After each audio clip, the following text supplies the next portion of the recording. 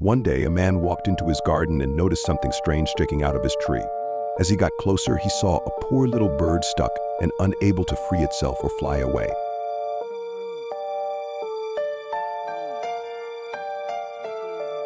He gently held the bird's beak to help it escape, and thankfully, it worked. The little traveler was overjoyed, moving its head as if to stretch out its stiff muscles after being trapped for some time. Luckily, there were no injuries, and it was able to fly back to its family.